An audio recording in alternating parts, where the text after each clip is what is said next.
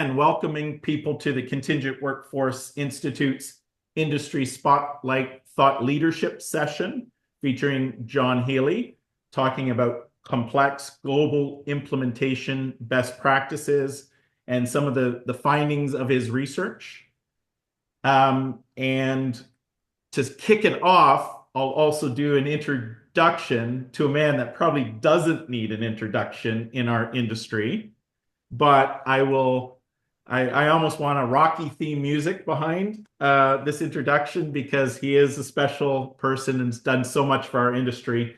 He's a workforce strategy leader with over 30 years of experience. He's very pragmatic as an innovator and always thinking about what's next in our industry. He's an executive advisor and an agitator of change, which is amazing, and an amazing connector and networker. So without further ado, I wanted to introduce John Healy, who will be presenting today on complex global implementations. Excellent. Thanks, Jeff. Hoping with everyone that we've got on the line today, we had upwards of 100 people respond that they were going to join. And when I looked at the list, I also saw that I think we had 9 different countries that are represented. And that's always a good feeling because you start dealing with some of the nuances, whether it's in labor law, whether it's in cultural nuances that are coming into different markets. And when I think of these complex workforce ecosystems and how you deploy these solutions, understanding all those nuances becomes really important. So my ask for everyone on the call today, I'm happy to share any knowledge and insights that I've gained, but I want you to call bullshit on me if you think something's off. I want you to kind of challenge us to think differently and explore this further. And so the way we'll walk through this is I'll hit on the research effort that went on, kind of why we did it, how it came about. We'll talk about what's been learned in a couple different areas, and then we can unpack different aspects of that in detail. So hopefully we make this interactive and fun and get some questions and some dialogue going. Don't hesitate, raise your hand if you want to speak up, if you've got something to say, or throw something in the chat if something stands out, and we'll go from there. Does that make sense for you, Jeff? It's perfect. Love it. And so Excellent. just quickly, before we start, wanted to really talk about who is CWI and the Contingent Workforce Institute. And it's a community of consultants and practitioners, and it's a growing community, a very significantly growing community of the practitioners in both the contingent workforce and the talent and HR industries, provide consulting services on project and staff augmentation basis to both the enterprise and to the vendor community. And we really, part of why we call it a community more than anything else is we foster collaboration and networking between consultants to unite the efforts of the industry's top consultants to really amplify the collective value of how things get delivered. And this is what John has done on this project in particular is really lives by that values and who we are as CWI, bringing in some of the top consultants to work on this project and really amplified the results for clients. So we often say we consult, we collaborate, we are a community is kind of a tagline. From a quick introduction, we do have a talent pool technology that's off our website at contingentworkforceinstitute.com. We have over 175 consultants with varying backgrounds, levels, client-side experience, vendor-side experience, HR, talent acquisition, procurement experience. So we have a really good collective of great consultants in the talent pool available for hire and to work on projects and to collaborate and network. Another housekeeping item is next month, we have Marcus Sawyer from EQ Community talking around AI in the staffing and the contingent realms. And so that's going to be advertised as we move forward, and that's a not to be missed thought leadership session as well. So without further ado, I'm Get that going to ugly mug off the screen. get John's mug off the screen and start with a poll actually as well. So I'm going to relaunch this poll. Bear with me. Hopefully everyone's seeing this poll. How many complex multi-stakeholder implementations have you participated in or been involved in? 0, 1 to 5, 5 plus. And so I like that there's no one saying 0, which means we have a very mature crowd that's been involved in multi-stakeholder complex implementations. And really, we have a lot in the 5 plus realm as well. So I'm going to end this poll. I think we've got most of the results in, and hopefully I can share the results here. John, are you seeing the results? I am, and what I love about it is just this reality that not every program is the same, the motivations for the organizations, but also the timing and the sequencing. What was done 5 years ago is very different than what's being done today. What was done 15 years ago is very different from that even. So good to know the sense of the scope of folks that we have on the line. So would it be helpful, Jeff, if I start out just maybe going through a little bit of the history of where this research came about and how we're looking at things? Yes. And before we start, I did want to acknowledge that it is June 19th, Juneteenth. And, just to acknowledge that this day commemorates the end of slavery in the US and honors ongoing pursuit of freedom and equality. So there you go. I've Right to made my vote. politically correct statement for the session here, and I love it. And so I wanted to acknowledge that we are doing this on a holiday, which I think has freed up a lot of people to attend and learn today, which has been great. Cool. Well, thanks for bringing that up. So if we go back kind of the middle part of last year, I had a couple different clients who had come to me and said, "Hey, we think we need to relook at our entire workforce ecosystem and rethink the way that we're deploying it, that we're getting the transactional efficiency that we're after. So we feel like we've got our vendors at the right price points, and we feel like we've gotten the spend that we know about in the system and what's there, but we still have rogue activity going on, and we're hearing pretty consistent frustration from within our organization that it's not a user-friendly system. It doesn't really fit for us. There are different ways that we want to engage workers. So one of them was focused on crowdsourcing, and that didn't really fit in. And they felt like everything had just been additive.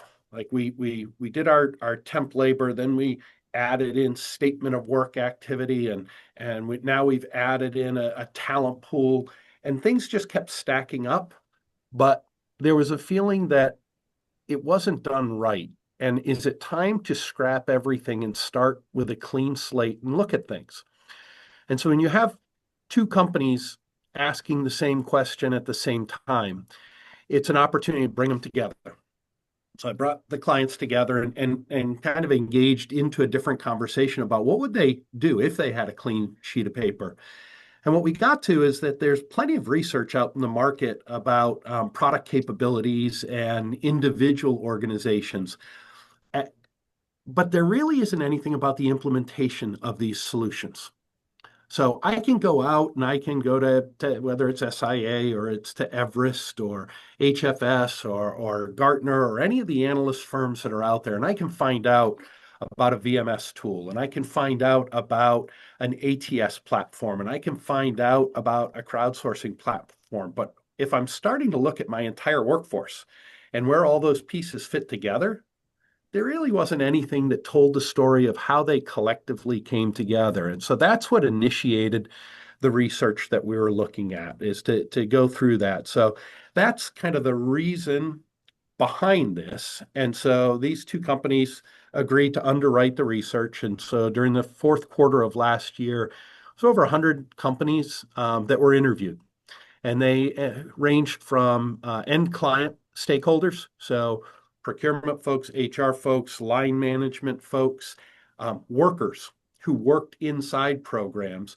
And then it hit vendors all across the spectrum of the workforce ecosystem. So from Workday and SAP Success Factors to SAP Fieldglass separately, to crowdsourcing platforms, to some of the gig platforms that are in the marketplace, to try to really get a sense from all of the different players what was there.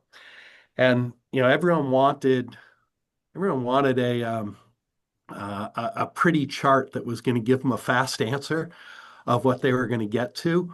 But this isn't a simple white paper to walk through that you can capture all of the answers, put it on a shelf, and then expect it's done. And I'll hit on some of the aspects of that. So we took a blend of academic theory and the rigor that comes with that, but wanted to get into the truly practical application of what was going on. And even just kind of going back to the polling information that you generated there, Jeff, what we found in the interviews is a lot of times people were saying, well, this is what we're doing now, but in my last organization, this is what I did, or in the one before, or I had a chance to meet someone who had done this. And so what we found is a lot of the conversation could be on the record, but a lot of the conversation ended up needing to be off the record because people are no longer representing an organization, or they didn't have permission to speak on behalf of that organization, but they could speak anecdotally about it. And we really got into some great data. So another reason why we're not publishing a magic quadrant, if you will, of who's great, who's not. There's a lot of different aspects that are there.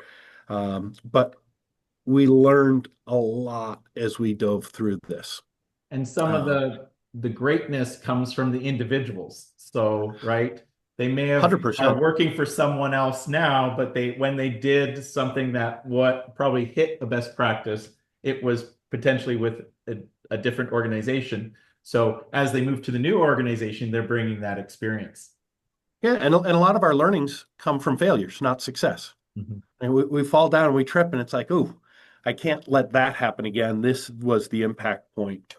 So if I look at the learnings and what we went through, yeah, there's this two-phase part of learning that's there. One is that everyone wants a quick answer to a very complex question, and we can't get there. And so what we're doing with this is just kind of leading some information out on a regular basis. I find that this is going to be a living and breathing exercise.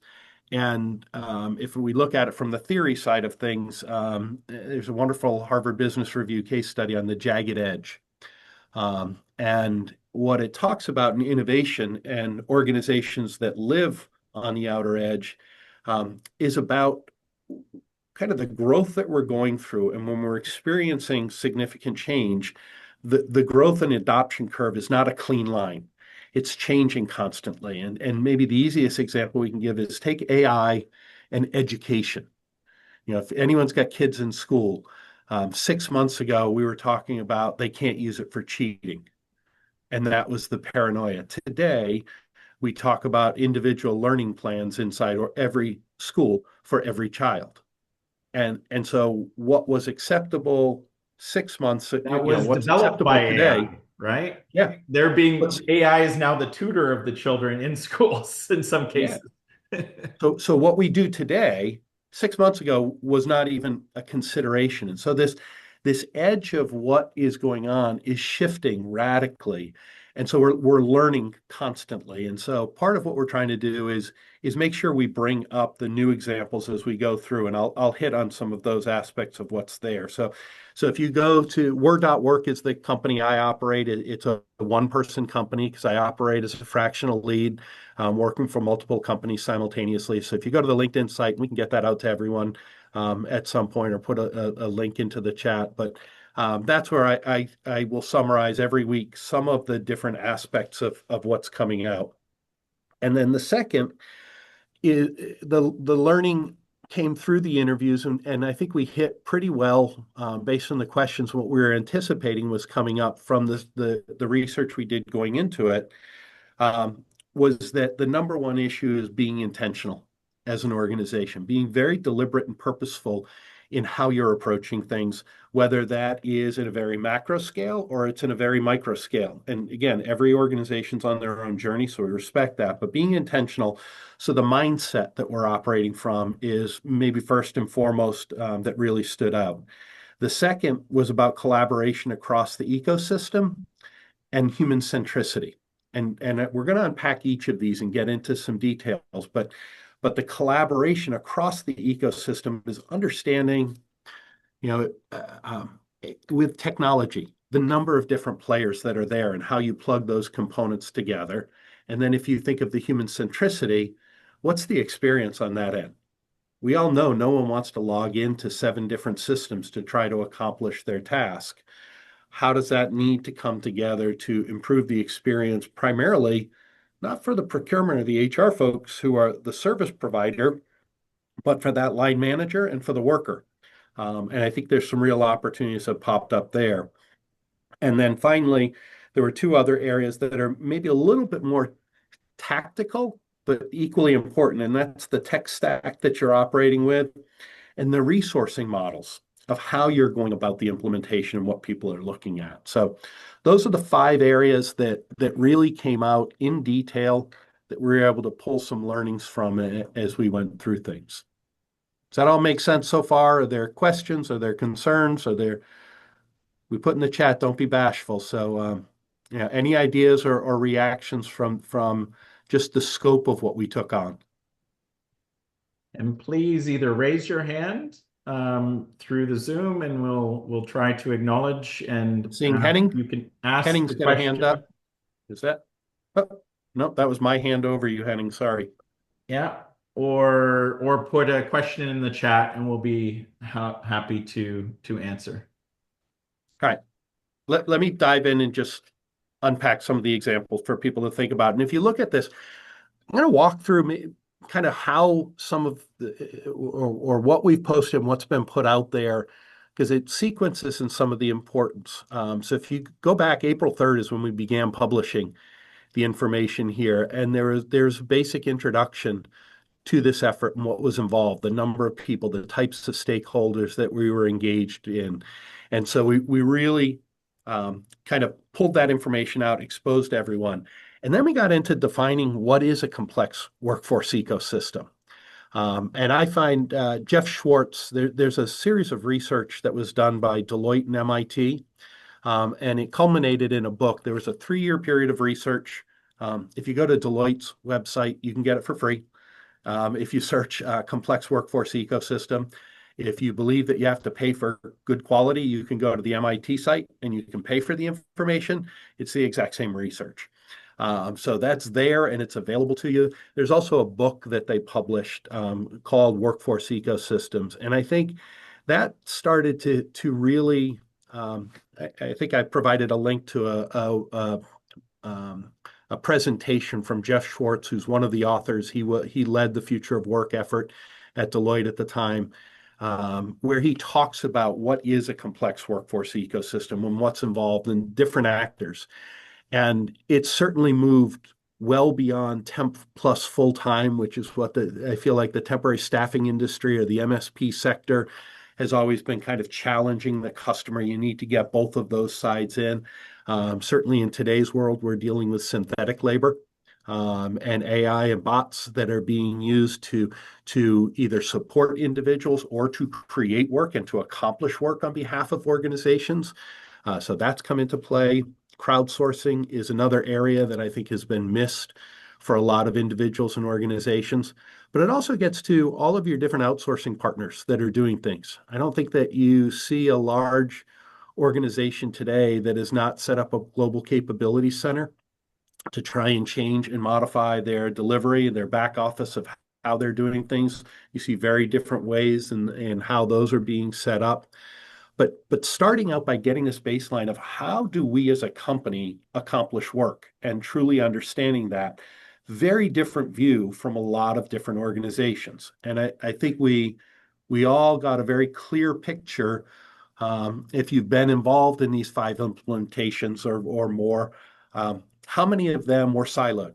That the temporary is handled over here, the full-time is handled over there. oh, geez, crowdsourcing, that we don't even know about that. That's handled independently through a different organization or through an end user directly as they're taking those projects on.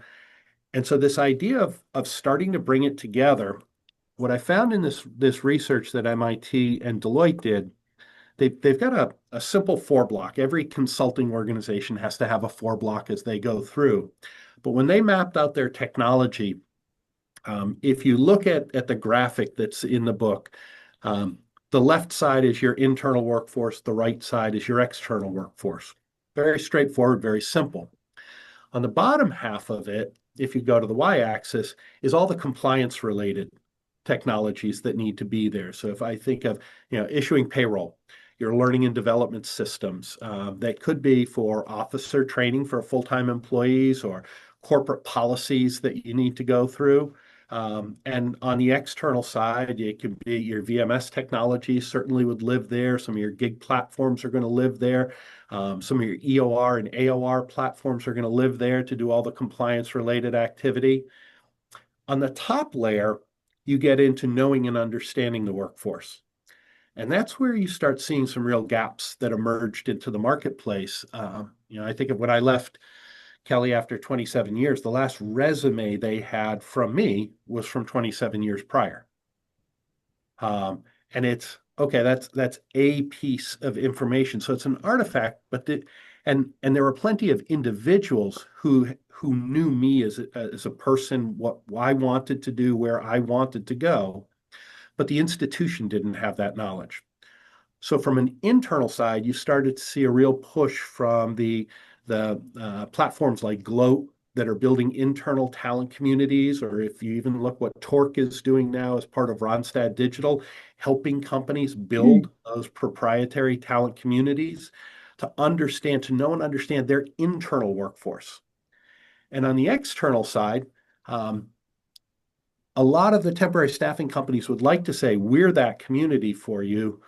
But if we really look at data and we climb into it, and we did this through the research, the response rates or the redeployment rates of temporary staffing companies are not very good.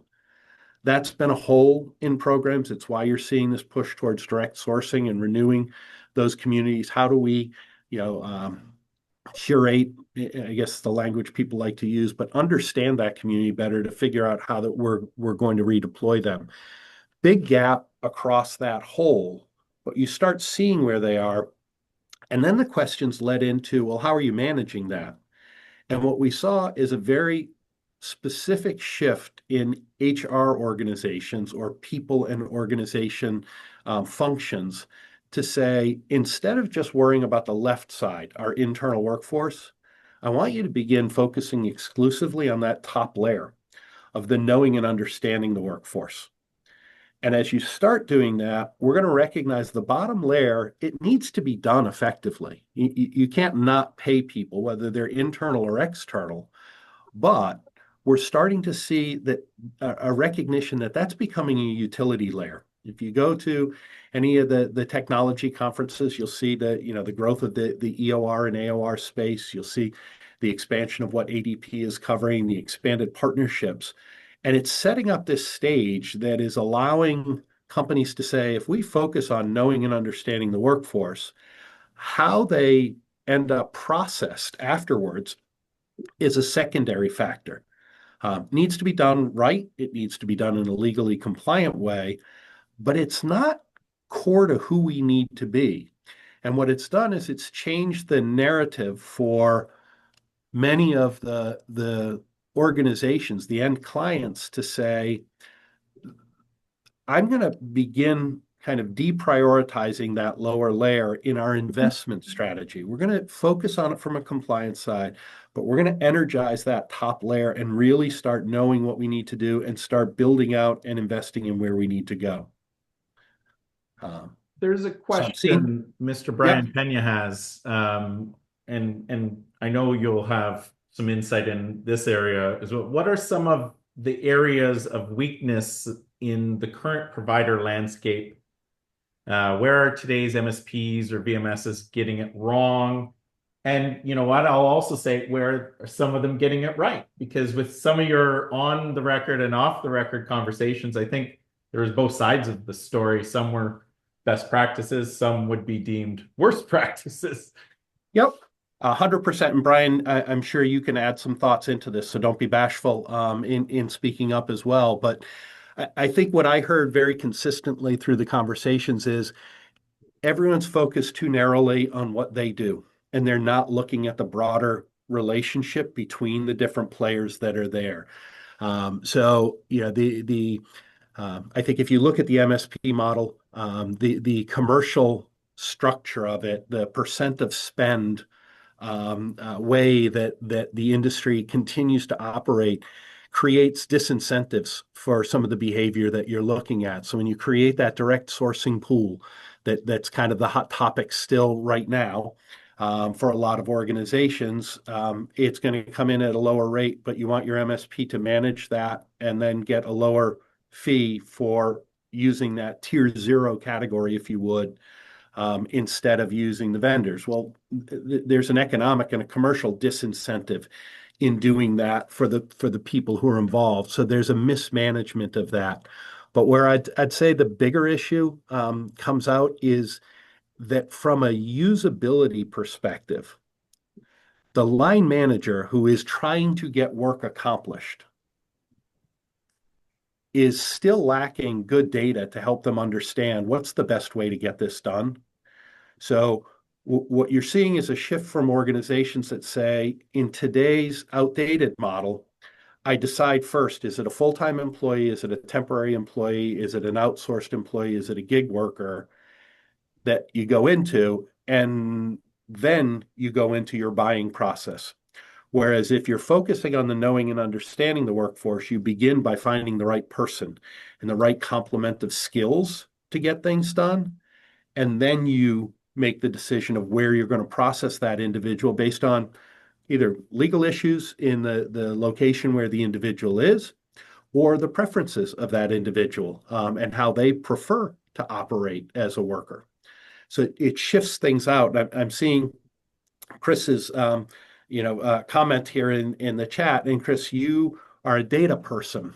And if you think, of the type of data that has become available in the workforce industry in the last 5 to 10 years, it's leaps and bounds over where people are. So the access to supply and demand information and making that easily accessible and usable for the workforce, whether it's the person who is making the decision or is guiding someone through that process, is radically altering the way that people are going to market. So I think it's hard to say, and this was another one of the reasons why there isn't a magic quadrant. You can pick any one of the vendors on the MSP or the VMS side and hear stories where they are doing wonderful for their customer. They're listening, they're learning, they're altering process along the way, they're being user-centric.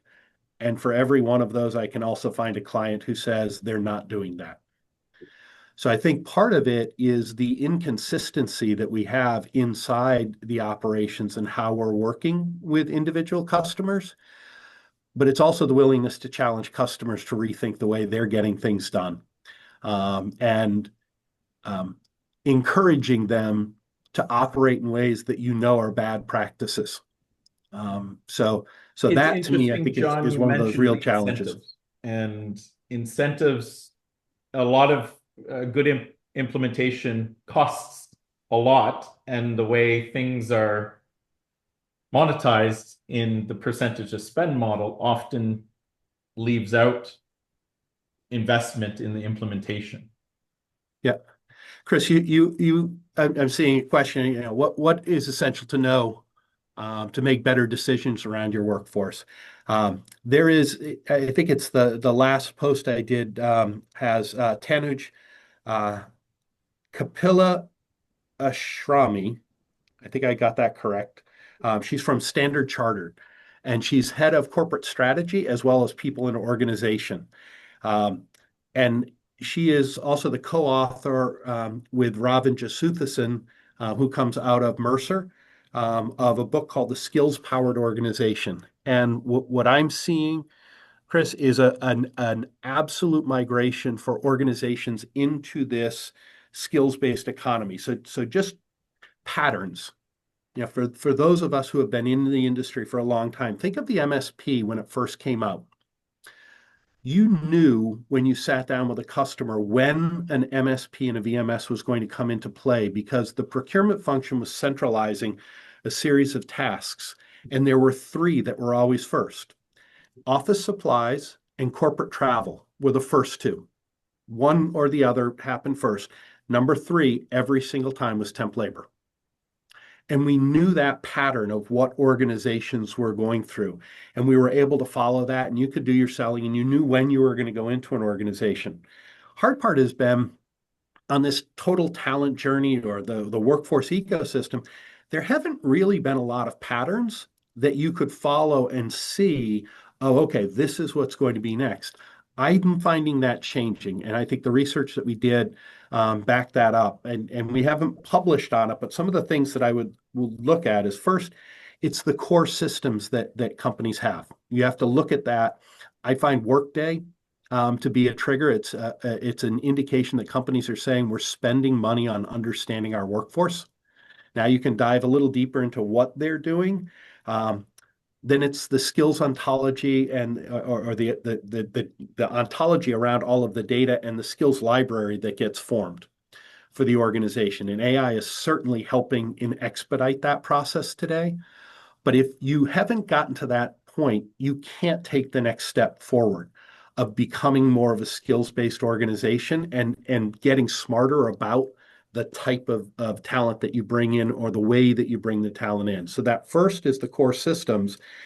The second that I'm seeing as a trigger is the development of those internal talent communities. That data set, typically it's an opt-in opportunity for at an organization to allow people to put their information in so that they can be found for what their capabilities as well as their interests are, not just by their mentor or the person who knows them inside the organization, but by the entire organization. And this is part of the flattening of the organization once you have that. So I'm back up into that knowing and understanding layer. Once you have that, that's where the migration to becoming a skills-based organization starts really coming into play. And you're doing skills-based team building, not skills-based hiring, but team building.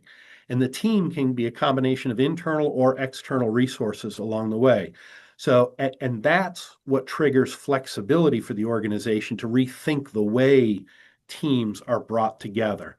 So, on that kind of high level question, I would say the biggest piece is the skills side of things and the usage patterns of those skills. And it has to begin with having the appropriate data collection internally and then marrying that up with external data that starts to let you know the supply and demand information that's out there.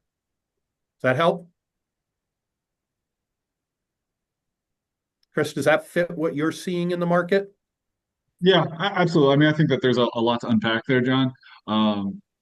But yeah, nothing can be made, no decisions can be made in a silo. And I think that folks try to make it too simple to their detriment. So they really need to understand what's going on externally as well as internally. But it comes to data capture. If folks aren't capturing stuff properly, if folks aren't playing by the rules, if you don't have that data to capture, then you're not going to analyze it. Yeah. And and we're in a data-driven society now that, if I'm going to make a business decision or a strategic business decision where I'm going to either unplug some existing systems that we put into place, or I'm going to change business process, or I'm going to introduce a new operating model to the company, I better have the data to back up what I'm going to be presenting forward. And so if it's organizations that are lacking that are really kind of caught in that paralysis that I can't take that first step to move forward. So that's there. Where I would tell you things are shifting and headed to that we're getting is what that's leading to the change from an organizational design perspective. So working with one company today, they're in New Jersey, 8,000 employees globally as an organization, and they have just gone from it was 40 plus layers in the organization. Think of level 1, 2, 3, 4, 5 within the company. of where they are to now they have 4 levels in the organization, 4 only. The CEO is 1 level. The CEO's direct reports is the 2nd level. So you have some P&L owners and some functional business owners who are there. Then you have 2 more layers. One is a people leader, and the other is an individual contributor. And the simple reality is every person in the organization lives in multiple boxes.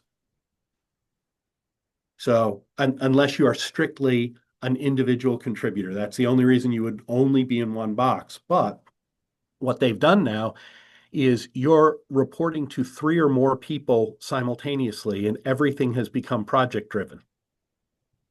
So I've now migrated to a skills-based organization. I have the flexibility to build teams internally or externally, however I need. I have that internal talent community that I know what's there. My external service providers have also made their communities visible to me. And now I'm able to start looking at how we put teams together based on individual projects and needs. And the reporting relationship, candidly, you're seeing more like IBM has been very public. The HR business partner role has been eliminated. That is a synthetic workforce, an AI agent who is your HR business partner, helping you figure out where to go, what to do, gathering feedback at the end of a project and cataloging that so it can be brought together, giving you access to the human if you have questions or things need to be expanded on that come up during that review process. But the preliminary information is being gathered. So now in this client organization, they are as an individual contributor, it's up to me to ensure that my skills and interests are visible to the entire organization and are current based on what I'm doing. And if I'm a team leader, it's incumbent upon me to know where the skills exist inside the organization and outside the organization so that I can get work done.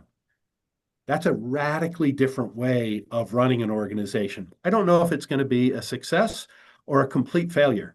Early returns, I think, are very, very positive, but it took massive courage and communication from the organization to say, we're going to make this change, but it couldn't happen until they had those core systems in place. They had that internal talent community. They had made the migration to being more of a skills-based organization and are really pushing forward. So that's one of the things that I think has really stood out as a what to anticipate that's coming forward.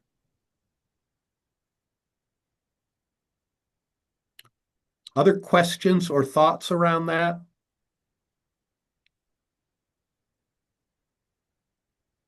If And not, a please couple use other the things that I chat think, or ask yeah, directly. a couple things I'll just throw out that I think also stood out as we went through the research. There's an interview with Steve Rader from NASA. If you're not familiar with their story, please go spend the time and listen to what they're doing.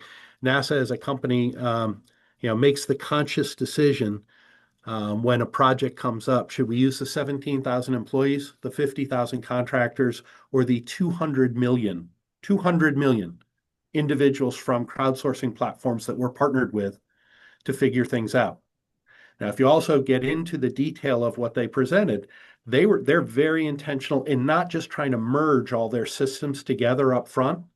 Government contracting says, to become an employee of a government agency is a very strict process that they have to follow. Changing that's going to be hard. So they embrace that piece. They know what's there. They do the contracting, whether it's for any form of external labor, in a very rigid and structured way, also something that's not easily adaptable. But what they've done is they've created a center of excellence sitting on top of that basically says if Jeff's our head of quantum physics, Jeff, we hired you because you're special and you're unique and you're doing something in a really difficult category. So just as we're not going to give you an old 1984 laptop to do your job, we're going to make sure you have access to the best and brightest, and they may not be inside the organization today. So when you can't find what you need, here's a team that's going to help you figure out where to get that. And they're the group that does the crowdsourcing, because that's where they find that some of the best way of solving deeply challenging problems can be done most quickly and most cost effectively. So it's a different mindset. It's not about, I'm going to take a systems integrator approach and bring it all together with one platform, but I'm going to embrace where my limitations are structurally, and I'm going to put a different layer on top where it's needed to make the user experience really strong. So I think that's one. I reference systems integration. This ERP versus best of breed, this is one I would really watch for. And I think you've got some companies that are doing special things here. I think if you're from the temporary staffing industry, look to Allegis in what they're doing as a systems integrator. They have really defined the way that they do systems integration, not only for their end clients, but for different partners that they've signed up. And they are their systems integrator for anything that's related to the temporary staffing sector, where they also do providing. And they do that as a consulting business. It's very well structured. It's very well organized in what they're doing. But it is also requiring a different set of thinking, because who is being integrated into a complex workforce ecosystem is no longer the ATS and the VMS. It's now a pool of 30, 40 different technologies that are all best of breed systems that are getting plugged in. And I think I may have shared, there was it was in the post we did about human centric. Gloat, if you look at their product, Gloat does a lot of work in these internal talent communities. But their product development team laid out their strategy and how they've plugged in with Microsoft Office to simplify everything within a team's environment into one space, and how they require the partners in their ecosystem to plug into that to drive a better user experience. I think is an example to absolutely look to and see how you can do things differently and truly improve on that experience. And I can't talk about user experience without bringing up Mercer, who I think has done a phenomenal job here. There's a gentleman by the name of Jason Averbook, who I would encourage you to follow. He's got, if you whatever reading platform of choice you have, you'll be able to find him out there. But what I was really intrigued with is when you look at systems architecture, Mercer breaks it into three different categories. They do a solution architecture. So that deals with all of the systems, all the different vendor systems that are there. We need to know what they are. They do an experience architecture, and I'm going to come back to that one. And then they do the technical architecture, which is just the data side. And what we have found consistently is a lot of people focus on the solution and the technical architecture. Very few people focus on the experience architecture. And this gets back to that human-centric piece. And the example that I love to give, and it's outside of staffing or workforce, is Amazon. If you want to buy a book, the experience Amazon expects is 2 clicks. Go in and try it on the next book, or when you go out to Prime to try to find something, you look for it, and 2 clicks, you should have what you want in your on its way shipped to you. It's not the prettiest system that we look at, but it is absolutely efficient from a user experience perspective to truly simplify it. The complexity that people don't talk about is to get those 2 clicks to order and buy a book and have it shipped to you involves 70 different systems that are touching that. And what I find, and this maybe goes back, Brian, to the question you asked about, what are MSPs and VMS companies doing right or wrong? I find it awful to think about the number of vendors in a workforce ecosystem who want their brand to be visible to everyone, to say what they're doing and what their role is in the process. The user doesn't care about your brand. The user cares about getting their work done and doing it in as efficient a way as they can. And I think that there's a massive learning opportunity in simplifying that, in making those 70 systems less visible to the customer and more easily integrated and usable for the worker and for the person who's responsible for that work getting done. So that would be, a big takeaway and a challenge. I know a lot of companies have done a good job of trying to brand their workforce programs, and I think that's a good thing. I think that starts taking things away. But I think the nature of service providers to say, but I need my brand to be visible, is something that we'll find to be more and more counter intuitively. It's going to hurt you. It's not going to help you. I think you can help your customer by reducing your own visibility. And that sounds weird to say, but I think you go back to the human experience is a really important element there. John, going back to the human-centric approach, did you see some best practices and worst practices? I know we went and there was a lot on the skills-based approach. Do you see in our industry that we're moving towards that, or are we still very much, let's hire everybody full-time, let's have position job boxes, as opposed to here's a person with a set of skills that can be easily and mobile and brought in for projects and moved on to other projects? Yeah, I give two things that stand out. One, are the voice of the customer interviews taking place?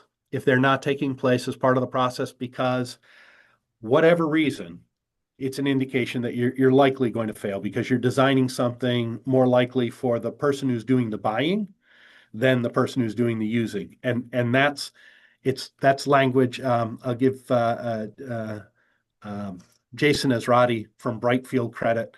As we were talking to him about what really stands out, he said, you do have to make sure your team remembers to design the system and the approach for the person who's going to use it, not for the person who's going to buy it.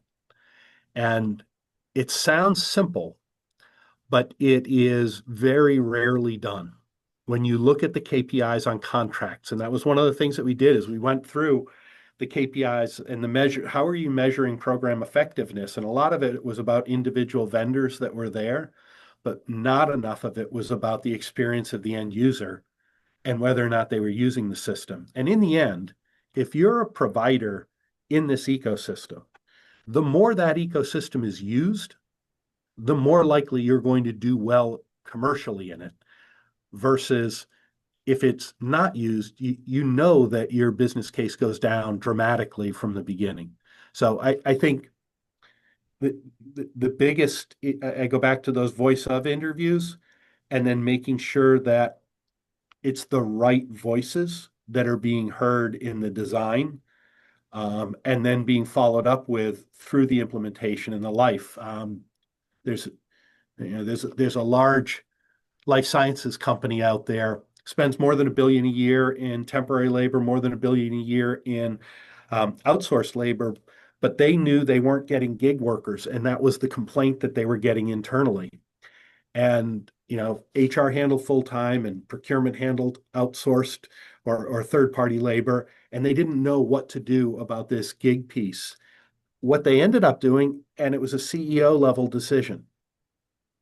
So we're talking about a multi-billion-dollar corporation CEO level decision that he was fed up with the feedback from his line management teams that they couldn't get the resources that they needed. They granted dispensation and said, go get whatever gig workers you want, however you want to get them. We know we're going to get in trouble and do some bad things, but you can sign up to be part of this program as long as you'll share your experience with us. And at the end of 3 years, they had cataloged those experiences of what went well and what didn't. No one got fired for any of the mistakes that were made. People were embraced for the learnings that came out of it. And now they're taking all of that and they're redesigning their entire workforce ecosystem to account for what they think is a really important way to access talent. So that was, again, being intentional, saying, hey, we don't know why this isn't working. We tried multiple times. They tried to get their MSP to plug in gig vendor. That didn't work. It was a square peg in a round hole. They tried to get their HR team to take it on. They didn't want anything to do with it because it was external workforce. So they had to just say, wait, we got to just stop. And look at this a little differently, focus on the end users and rethink what's there, and then take the time to learn and then progress through. I think in today's world, that company would it wouldn't take 3 years because of how quickly we can learn right now, and where we can go and where standards are coming about amongst players in the market. But I give them credit for how deliberate they were in looking at this. And that intentionality shone through in that example, right? Yep, Talking about 100%. that, were there some other examples of intentionality in bringing all the stakeholders together, or in an implementation that you saw there are good examples? Yeah, I think you see that consistently, and this was a fun one from some of the service providers in between. Who is the project manager that's going to oversee this?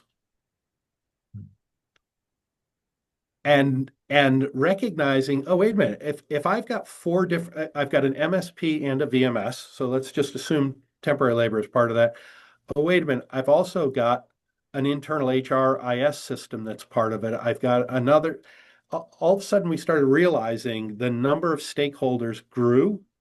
And so the intentionality, and this is where that systems integrator mindset came up of, oh, we've got a set of stakeholders and we need to be sequential, and people need to know where they fit into that process. Who is going to handle communication?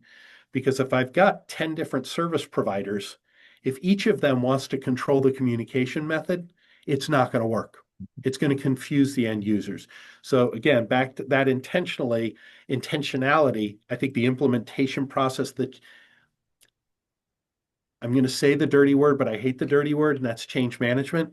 I think we have way too much effort defining change management versus executing it, and helping people on the journey and just simply communicating what is going to be happening and why this is in their interest. So very important on that end. There's a question from Lisa Wayne at 360 Talent Solutions. Hello, Lisa. John, what were you just speaking to? Being deliberate requires patience. Do you see that being addressed head on in the sales cycle with commercial agreements that speak to KPIs, true up moments throughout the life of the contractual relationship? Because often the sales cycle and the actual fact are two different things in our industry. I think anybody that's been around has seen that. Yeah. Clearly not enough, I would say. And I think that's just evidence that you don't see enough large organizations whose workforce ecosystem is truly being managed. Go spend time with some entrepreneurs and you will see that they are managing it. And it's because you have to wear 7 different hats simultaneously to get stuff done. And you just do what it takes to get things done. And it's more controllable in a small enterprise. In large enterprises, you see people live in their silos, and this is what I can control.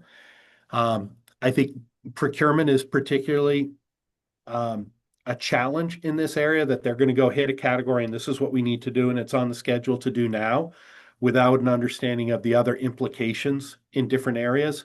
So Lisa, for me, if I'm a service provider, that's one of the criteria for who I will work with. If people don't have the balance of the patience and the intestinal fortitude to deal with those realities, then I'm really cautious as to what expectations can be set and whether or not they're a client I want to take on. So I make sure for me, and I would encourage any service provider who is helping people through that journey to take the time to truly understand, is this a customer who we're going to be happy to have as a customer in the end, that we're going to achieve the results that we set out. I know I can deploy my product in just about any company, but I don't know that every company is ready for what I'm trying to bring them. And so I think you have to decide, same thing. Are you chasing short-term revenue to get something in and I've got to close another deal and I don't care how bad the customer is?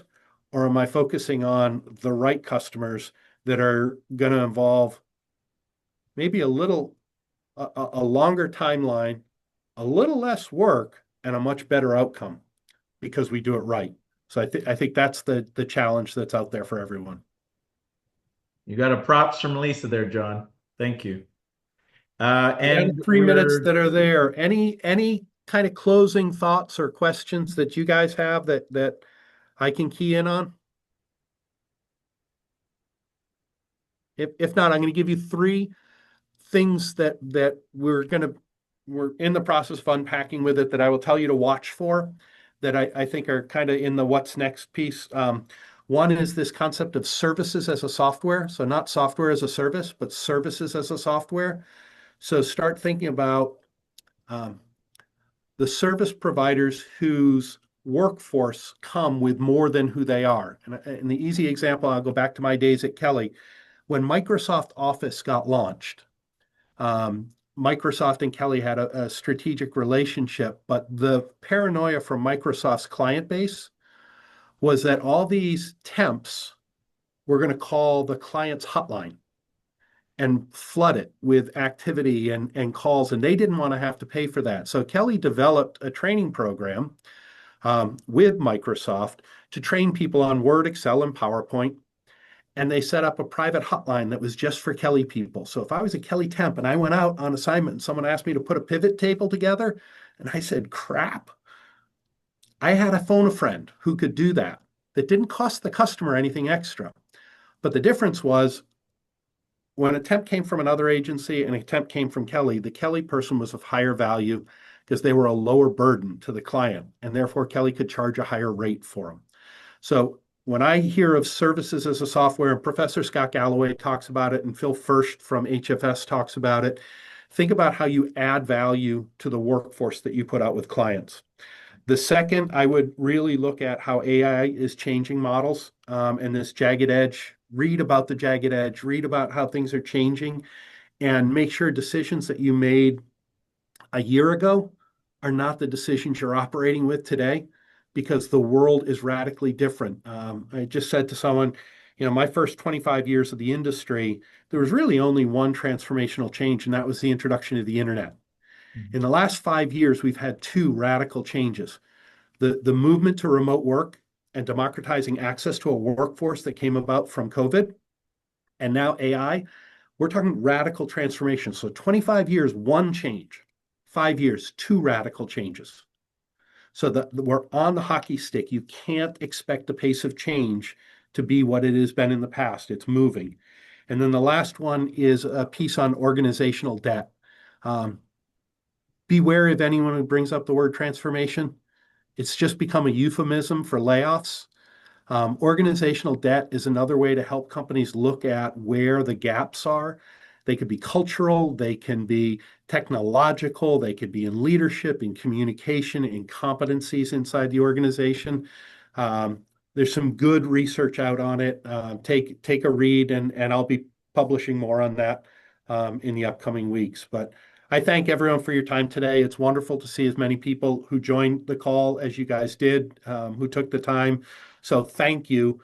And join next month for Marcus. Marcus is doing some really cool stuff and is someone that I'm deeply impressed with in the industry. Well, thank you to everybody that attended. And thank you, John. Can't say enough about your knowledge and expertise in general, but also on the topic of complex global implementations and the best practices that you found throughout doing your research. So yeah, thanks again. Keep adding your stories. This is going to be a living and breathing set of stories. Keep adding to it because I don't have all the answers, and I know that. I would guess many of the answers lie amongst you, and I'm just looking for it to be a repository for people to learn from. There's no commercial impact for me out of it, so share your stories. Awesome. Well, thanks again. Thanks all.